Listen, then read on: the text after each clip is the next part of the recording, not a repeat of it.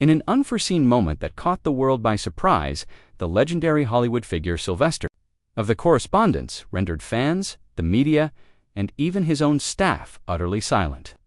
This poignant interaction transcends typical celebrity headlines, serving as a powerful testament to humility, shared humanity, and the unforeseen reach of global admiration. The day commenced as any other in Los Angeles. Sylvester Stallone was situated in his home office, sifting through a pile of correspondence from admirers with his assistant, Michael. Majority of the letters contained familiar requests, autographs, heartfelt declarations, and time-worn posters from his iconic roles as Rocky or Rambo, yet a particular envelope distinguished itself from the rest. It was a plain, brown, and slightly creased container, bearing no official logo or return address, only a name inscribed on the front, to Mr. Sylvester Stallone. Michael was on the verge of discarding it, assuming it was a prank, but an intuition prompted Stallone to intervene. He broke the seal with deliberate care. Within was a single, handwritten page. The penmanship was orderly, refined, and surprising. At the letter's conclusion was a bold signature: Ibrahim Traoré, President of the Transition, Burkina Faso. Stallone simply stared. Burkina Faso. It was a name he had not encountered in a great while. He reread the words, his eyes blinking with force. "Sly, what's wrong?" he managed to ask. But Sylvester offered no immediate reply. He clutched the letter tightly, as if it might drift away were he to loosen his grip. At last, in a subdued voice, he started to read it aloud. "Dear Sylvester, I am not writing to you as a politician. Broken classroom in the heat of Burkina Faso, watching a grainy black-and-white TV. That was the first time I saw you. You taught me how not to give up. You made me believe I could fight back against hunger, against war, against fear. You gave me the strength to stand. And today, I am standing because once upon a time, Rocky did too." Sylvester paused his reading as tears fell onto the letter. He hid his face with his hands. "I have no acquaintance with this man," he whispered, "and yet it feels as though he knows me." Michael reached for his phone. "We need to verify if this is authentic," he stated, but Stallone motioned for him to stop. No, not just yet. The letter was not concluded. He directed his gaze to the final few lines. "There are children here who need heroes, but not the ones on screen, the ones who reach across oceans. You ever find it in your heart? Visit us. Even for a moment, let them see what I once saw. With deep respect, Ibrahim Traoré." Michael observed his boss, a question in his eyes. "Are you going to reply?" Sylvester simply shook his head. "No reply." Michael's eyebrow arched in confusion. "I'm going to go." That evening, he got in touch with his team to charter a private aircraft. No press, no media, he stipulated. "Where to?" his assistant inquired. Of Burkina Faso, Sylvester Stallone gazed out the window in contemplative silence. There was no press corps, no red carpet only, the oppressive heat, the swirling dust, than any movie set. A discreet escort guided him from the private jet. There were no wailing sirens, just a pair of black SUVs, one with a small flag of Burkina Faso affixed to its windshield. "First, where?" Stallone asked, perplexed. The man offered a smile. "To the place where your story began for him." They navigated through congested roads, passing vibrant market stalls, arid playgrounds, and time-worn structures. Finally, they came to a halt. Before them stood a small schoolhouse, fashioned from clay and tin, with fractured windows and faded paint. A sign read, "École de l'Espoir, School of Hope." Rocky, over 20 years ago, Sylvester stood immobile. He had not yet met Traoré, but his heart was already overwhelmed. The school was largely deserted, with just a handful of teachers engaged in cleaning and a few children playing at a distance. The guide led Stallone down a narrow corridor, its walls adorned with chalk illustrations and peeling posters. They came to a small, doorless room. The air inside was thick with the scent of dust and memory. A rusted metal projector occupied the center of the space, right here, the guide said softly. This is where they played the film. Stallone entered the room. There were no opulent furnishings, no modern screen, only a white sheet still fastened to the wall. He envisioned a young Ibrahim Traoré sitting cross-legged on the concrete floor, his eyes wide as he watched Rocky Balboa ascend from obscurity. There was no popcorn, no Hollywood glamour, only hope.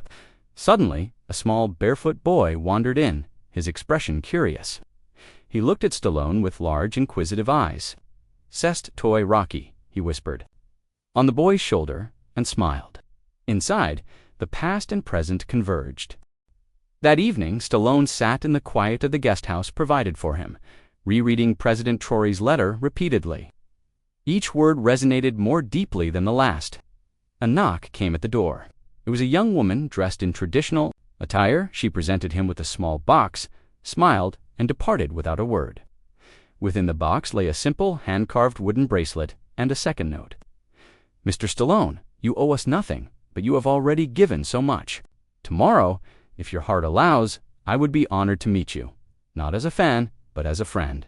Ibrahim." Sylvester held the bracelet in his palm for a considerable time. It was about human lives, about gratitude, about the profound power of stories shared with those who possessed nothing but their dreams. He glanced up at the ceiling and whispered to himself. Air in Ouagadougou was still, as though the entire city were holding its breath. At the presidential residence, there was no sign of reporters, cameras, or media frenzy. Or media frenzy only, a table set beneath a tree with 2 chairs. President Ibrahim Traoré waited, composed and smiling. When Stallone arrived, he did not carry the air of a celebrity but walked with humble deference. They took their seats, and a silence fell between them, not an awkward one, but the kind that materializes only when 2 individuals share a deep, unspoken understanding. "I watched Rocky when I had nothing," Traoré began.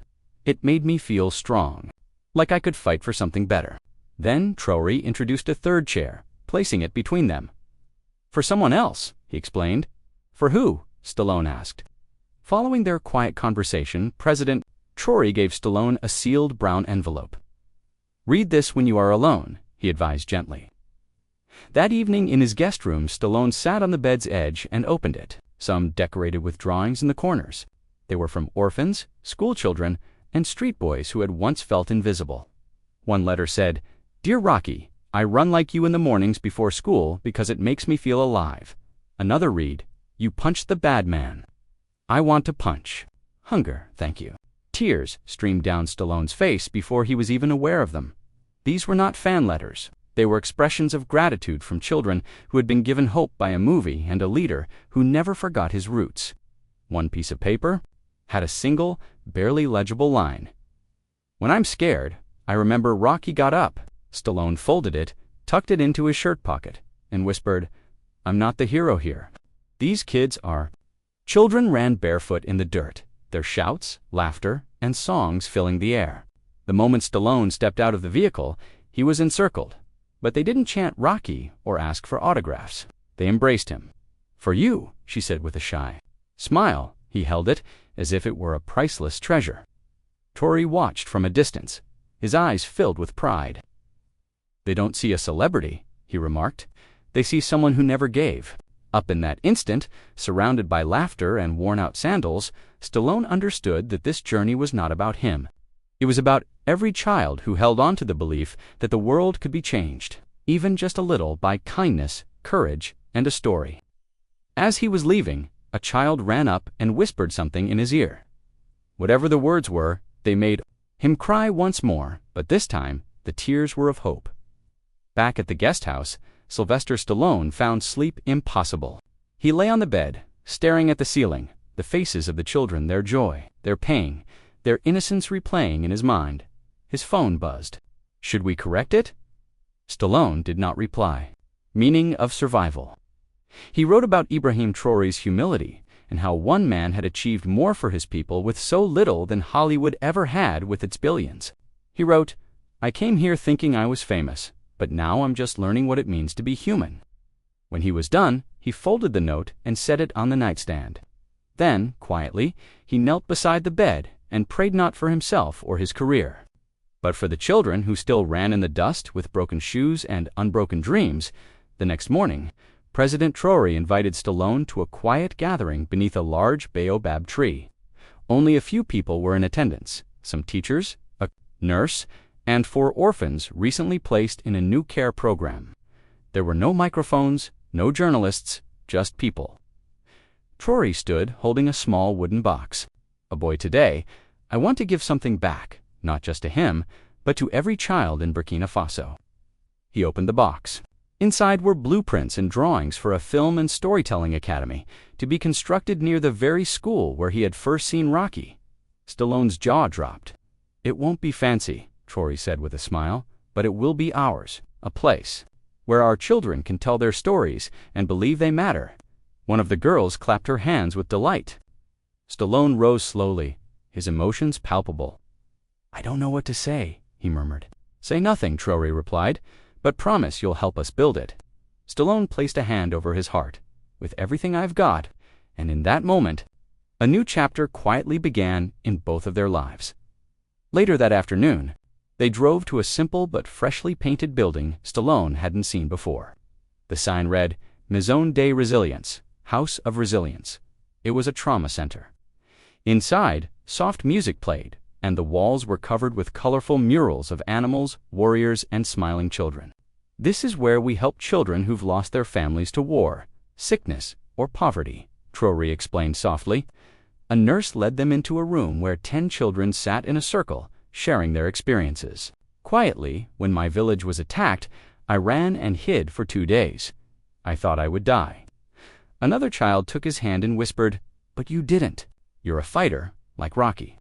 Traoré regarded him with gentle pride. "Your story reached places even you never imagined."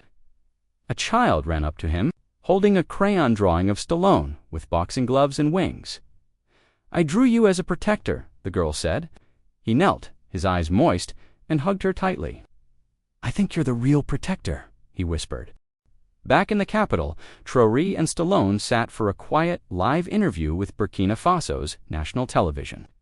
It wasn't intended for drama, but as a message, the host smiled as the two men sat relaxed, side by side. "What brought you here, Mr. Stallone?" she asked. He took a deep breath. He presented one of the children's drawings, the one with boxing gloves and angel wings, and held it for the camera to see. "I came to visit a president, but I found a family. I've won awards, I've seen crowds scream my name, but I have never ever felt this kind of love."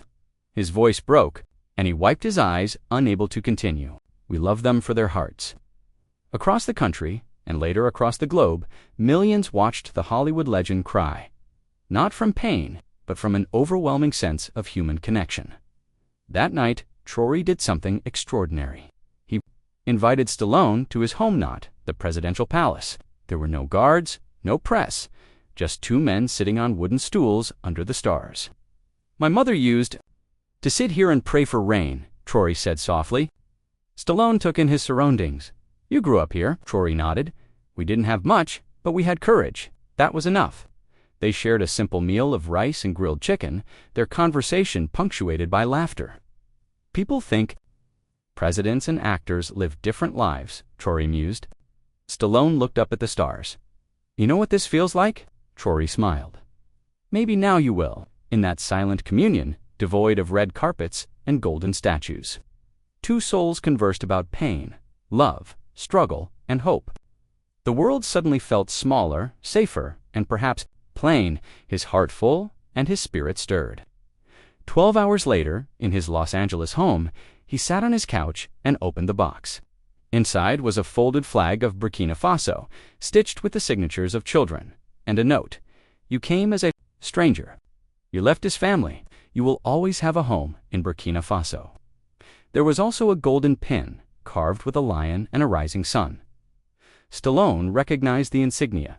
It was reserved for national heroes. His hands trembled. He hadn't anticipated this, not from a president, not from a country he hardly knew. As tears traced paths down his cheeks, he whispered to himself, "This is the most important role I've ever played, being human." He didn't need applause. He had discovered something far greater. Feeling lingered in his heart.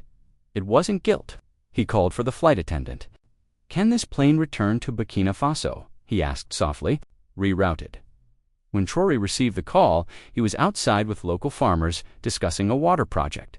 He smiled gently. "I knew he'd come back." The moment the plane landed, Stallone deplaned, still in his travel attire, with no cameras or plan, only conviction. I want to help build that storytelling academy, not just in name, he said. Returned to yourself, and for the first time in years, Stallone felt completely alive. The following day, the president organized a small ceremony. Not for the media, but for the children. Watching, people live-streamed from rooftops, journalists observed from a distance, and social media buzzed with anticipation.